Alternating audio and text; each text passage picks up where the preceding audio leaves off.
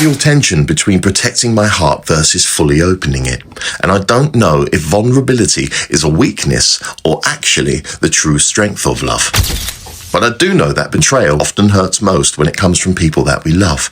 But can love even exist without vulnerability? I've noticed in my life that people love differently and sometimes not as deeply. So this begs the question, why do people have different emotional depths and capacities for love?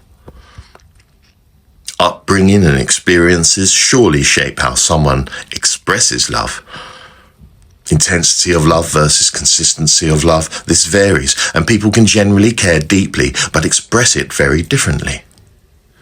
Me, personally, I share my thoughts and feelings very easily, and in fact demand it in my interactions of others. If someone is incapable or unwilling to open up and share the contents of their heart with me, then this may well in many cases intrigue me for a time. Firstly, and I'll prod to see if I can pry their hearts open slightly, but invariably and eventually I'll lose interest and write them off as an NCP, or someone whose soul does not shine as brightly as mine, and therefore deem them as inferior to myself. And someone who holds no further interest to me for continued studies. No, I'm looking for the ones who are equal to or more than me, those that can teach me something or show me a way I do not yet see.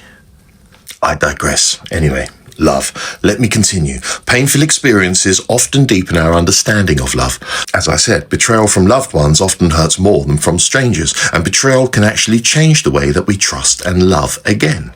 But does pain from love make us wiser or just more guarded? What's the actual difference between loving someone and trusting them? To me, not much. Love does equal trust. So does betrayal then weaken love, or does it actually reveal its true depth? I'm still thinking on that question and don't have the unequivocally correct answer for you all as of yet. But let's talk about something equally, if not more important, love toward ourselves. Yes, self-love. Learning to love yourself even after being hurt by others is something you simply must do. It is imperative to not only your survival, but to your growth and evolution too. And remember, there is a massive difference between self-love and selfishness, okay? It is not selfish to love yourself and to be kind to yourself and to put yourself first. You must do this in the most part, but don't be afraid to put others first sometimes too. Self-love is often the foundation for healthy relationships. Someone who lacks self-love will struggle to love others fully too.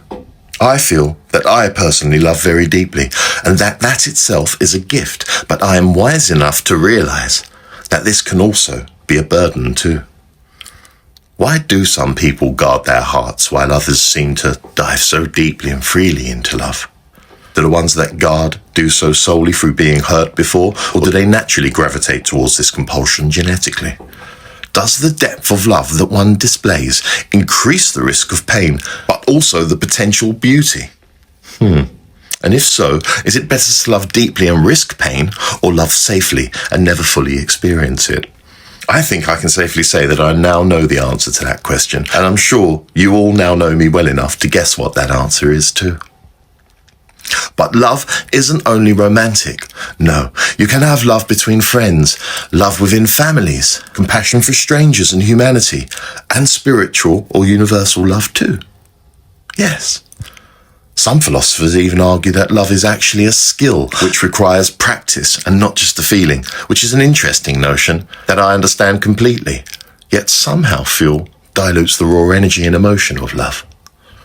Anyhow, perhaps that's a thought for you all to further contemplate yourselves.